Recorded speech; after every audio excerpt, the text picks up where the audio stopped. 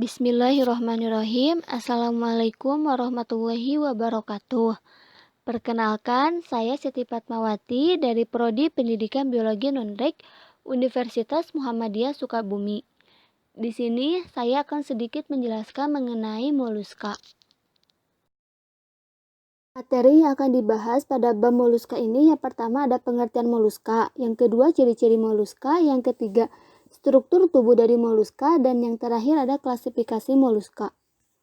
Materi yang akan dibahas pada bab moluska ini yaitu yang pertama ada pengertian moluska, yang kedua ciri-ciri moluska, yang ketiga struktur tubuh dari moluska, dan yang terakhir ada klasifikasi moluska. Pengertian moluska. Moluska berasal dari bahasa Latin yaitu molluscus yang artinya lunak. Jadi, moluska adalah hewan triboblastik selomata. Berarti moluska ini hewan yang tubuhnya memiliki 3 lapisan yaitu ektoderm, mesoderm, dan endoderm. Dan invertebrata yang bertubuh lunak dan multiseluler. Berarti moluska ini tidak memiliki tulang belakang. Ciri-ciri moluska. Yang pertama, mempunyai ukuran dan tubuh yang bervariasi. Yang kedua, mempunyai tiroblastik selomata.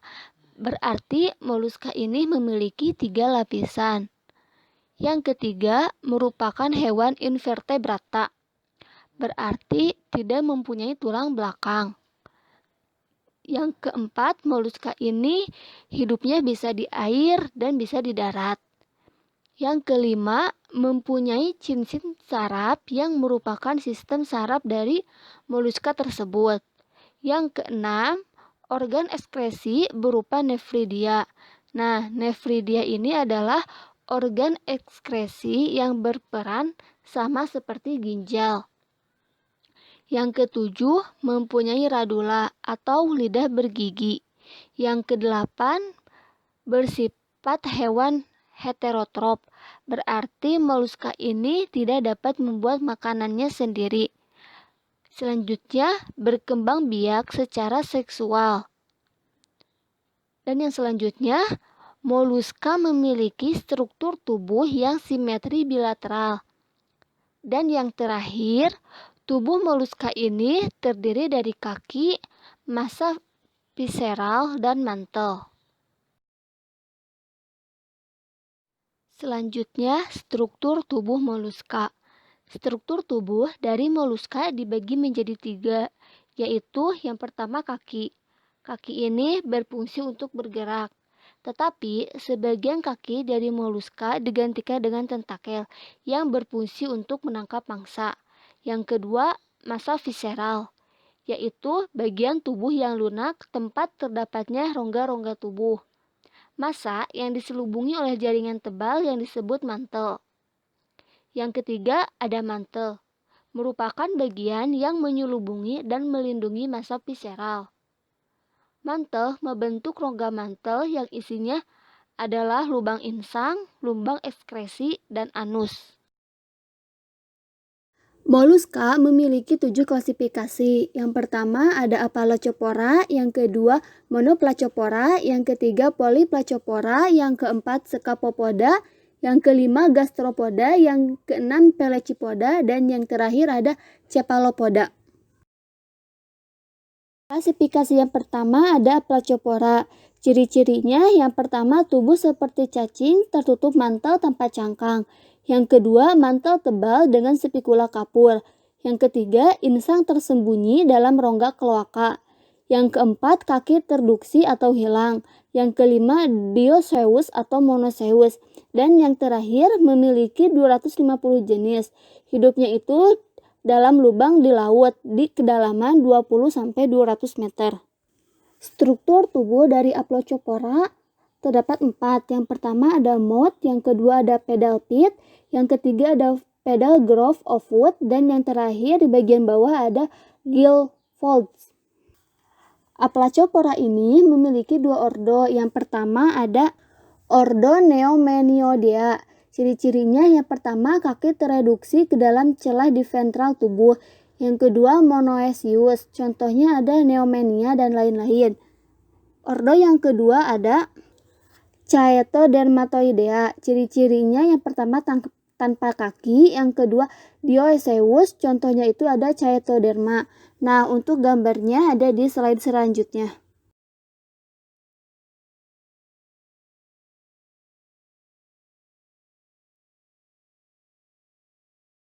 Yang kedua ada Monoplacopora, memiliki ciri-ciri yang pertama tubuh opal, simetri bilateral, metarisme di internal.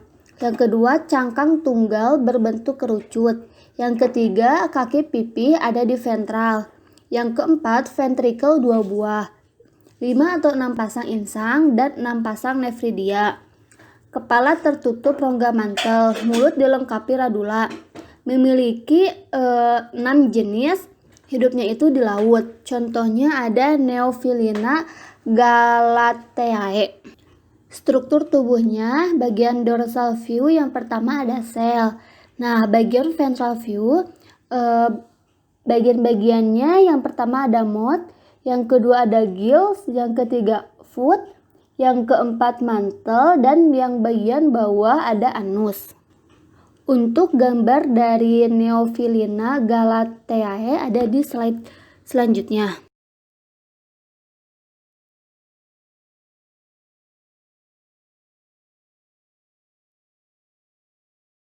Klasifikasi yang ketiga ada Polyplacopora. Memiliki ciri-ciri yang pertama tubuh oval, elip, dan pipi. Yang kedua cangkang 8 buah seperti genting di bagian dorsal. Yang ketiga kaki pipi lebar tebal dengan otot kuat. Yang keempat mantel mengelilingi cangkang dengan sabuk dan spina. Memiliki insang 6-800 pasang. Yang selanjutnya Onoceus larva prokovor. Dan yang terakhir memiliki 600 jenis, hidupnya menempel di mintakat intertidal.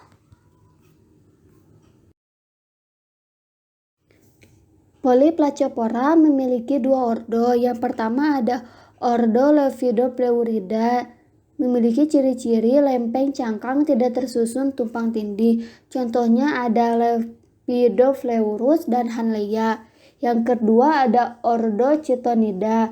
Ciri-cirinya lempeng cangkang tersusun tumpang tindih. Berarti kalau ordo Lepidopleuridae cangkangnya itu tidak tersusun tumpang tindih. Kalau Chitonida lempeng cangkangnya tumpang tindih. Contohnya ada chiton dan isnochiton. Nah, untuk gambar dari Hanleya dan Ichnochiton ada di slide selanjutnya.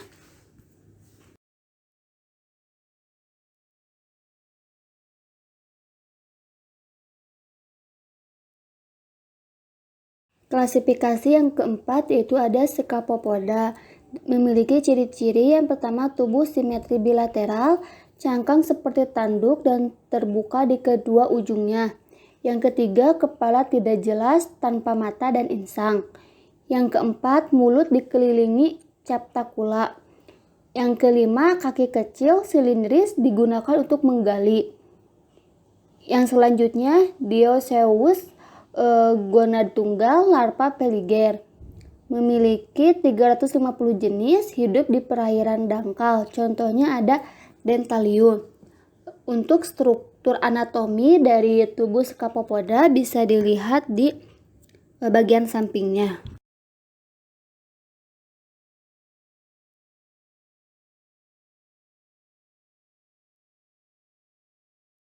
Selanjutnya ada klasifikasi Gastropoda. Memiliki ciri-ciri yang pertama tubuh asimetri dengan putaran visceral atau terpilin. Yang kedua kepala dengan 1 atau 2 pasang tentakel. Yang ketiga cangkang bila ada tunggal dan berbentuk spiral. Yang keempat kaki lebar dan pipi. Yang kelima bernapas dengan 1 atau 2 insang sekunder, paru-paru. Nefridia 1 atau 2, Monoceus atau Dioceus. Fertilisasi internal atau eksternal. Jenisnya itu habitat laut, air tawar, payau, atau terestrial. Berikut adalah jenis-jenis dari gastropoda. Selanjutnya ada ragam gastropoda. Yang pertama ada Prosobrachia. Ciri-cirinya yang pertama bukaan mantel anterior berisi insang dan jantung. Kepala dengan sepasang tentakel, rongga visceral terpilin 180, susunan syaraf terpilin berbentuk angka 8, organ seks terpisah. Contohnya ada patella, haliotis, achmea, trochus, nerita, dan lain-lain. Yang kedua ada Opisthobranchia. Ciri-cirinya insang sepasang di anterior, satu aurikel, satu nephridium. Yang kedua cangkang tereduksi dalam rongga mantel. Yang ketiga monoecious. Contohnya ada bula, aplysia, limacina, dan lain-lain. Nah, untuk gambar dari setiap contoh ada di slide selanjutnya.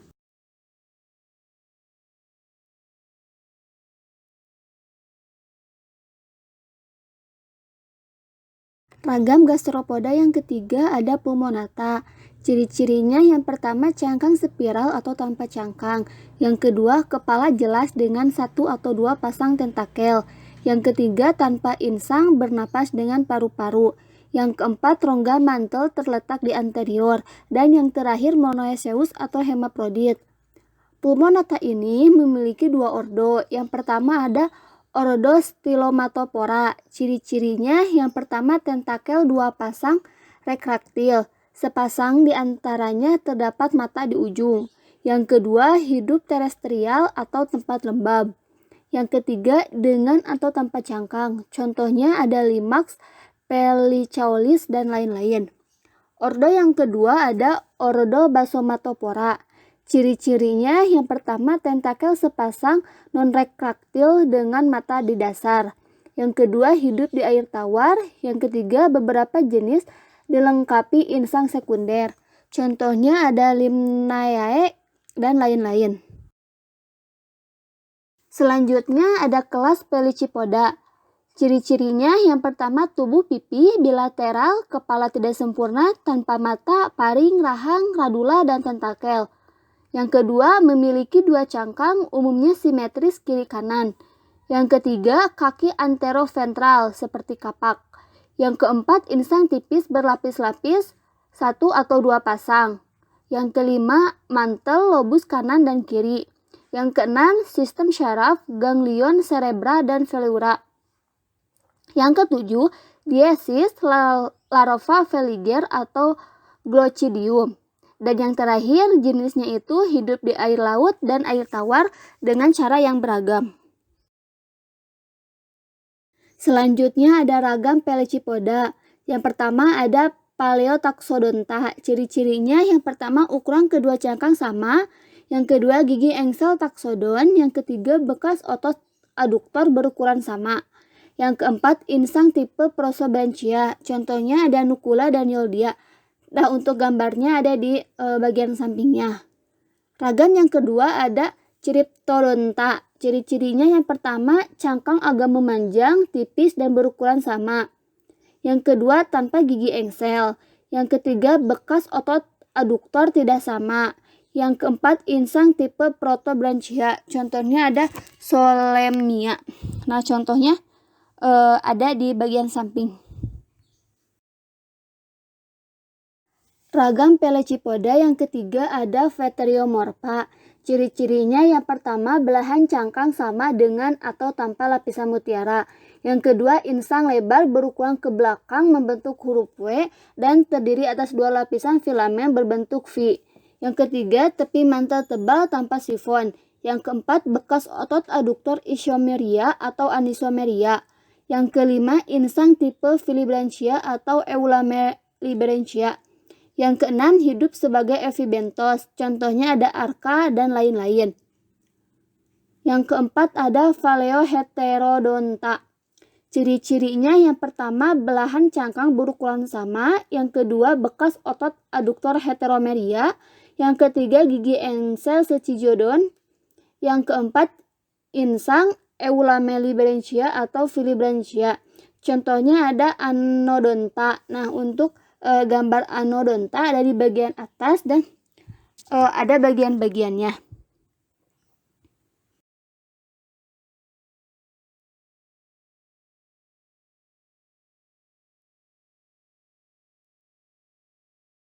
Ragam yang selanjutnya ada heterodonta.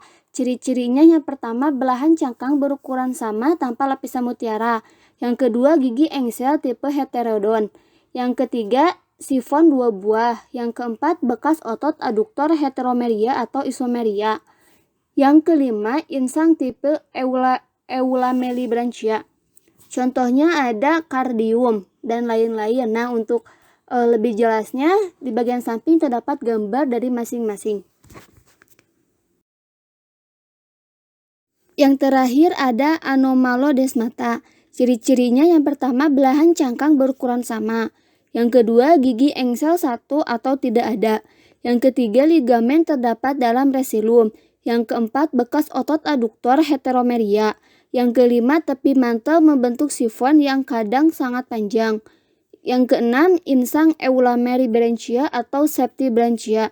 Contohnya ada poromia dan lain-lain. Nah, untuk gambarnya ada di bagian samping. Proses pembentukan mutiara.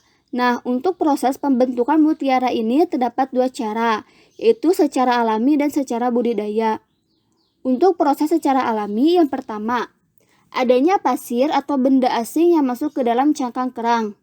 Nah, kemudian kerang akan membungkus benda asing ini dengan nacre. Lalu apa sih fungsinya nacre? Nah, nacre ini berfungsi sebagai pelindung.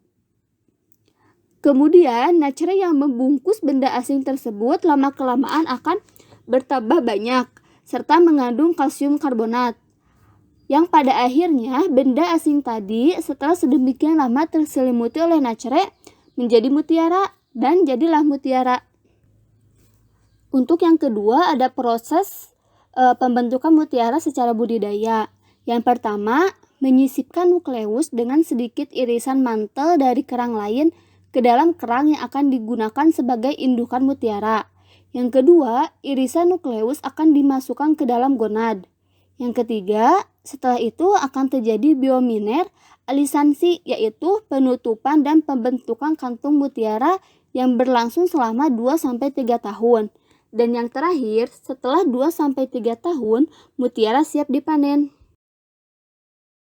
Selanjutnya ada kelas Cephalopoda. Ciri-cirinya yang pertama simetri bilateral. Yang kedua cangkang eksternal atau internal dari kapur, kitin atau tereduksi. Yang ketiga mantel tebal dan berotot. Yang keempat mulut dilengkapi 2 buah rahang yang kuat seperti paru serta dikelilingi tentakel. Yang kelima nefridia 1 atau 2. Yang keenam epipodium bermodifikasi menjadi sifon. Yang ketujuh sistem syaraf terpusat di kepala. Yang kedelapan memiliki 2 insang atau 4 dalam rongga mantel. Ginjal 2 buah, jantung beruang 3. Yang kesembilan diesis, telur dengan yolk sebesar tersimpan dalam kantung. Dan yang terakhir memiliki lebih dari 650 jenis, hidupnya itu di laut pada berbagai mintakat.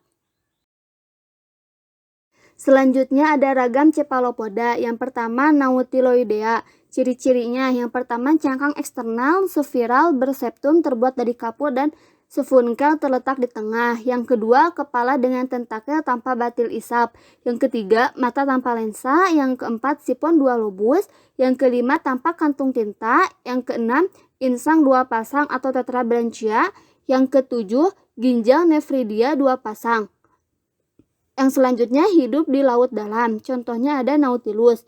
Yang kedua ada Ammonoidea. Ciri-cirinya yang pertama cangkang eksternal berbentuk koidal dan berongga. Hidup zaman Kreta dan Silur. Contohnya ada Ceratites. Yang ketiga ada Coleoidea. Ciri-cirinya yang pertama cangkang internal tereduksi atau tanpa cangkang. Yang kedua tubuh silindris atau berbentuk bola. Yang ketiga kepala dengan 8-10 tentakel berbatil isap.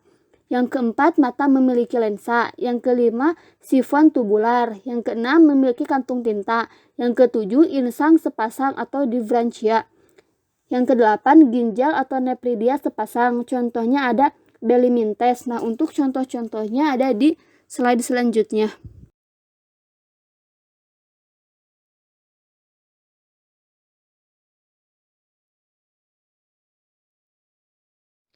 Selanjutnya ada peranan moluska yang menguntungkan. Jadi yang pertama, moluska ini bisa sebagai sumber protein. Contohnya adalah cumi-cumi, siput, kerang, sotong, dan gurita. Selain sebagai sumber protein, ternyata moluska ini penghasil mutiara. Contohnya pada kerang mutiara. Dan yang terakhir, peranan yang menguntungkan yaitu untuk kesehatan kulit. Contohnya pada lendir yang terdapat pada bekicot. Selain peranan yang menguntungkan, ternyata moluska ini mempunyai peranan yang merugikan. Contohnya yaitu pada siput dan keong. Siput dan keong ini sangat merugikan petani. Kenapa? Karena sering menimbulkan kerusakan pada tanaman. Yang kedua, siput Limnaea sp berperan sebagai inang perantara bagi cacing parasit. Mungkin sekian yang dapat saya sampaikan. Mohon maaf bila banyak kekurangan. Wabillahi taufiq wal hidayah. Wassalamualaikum warahmatullahi wabarakatuh.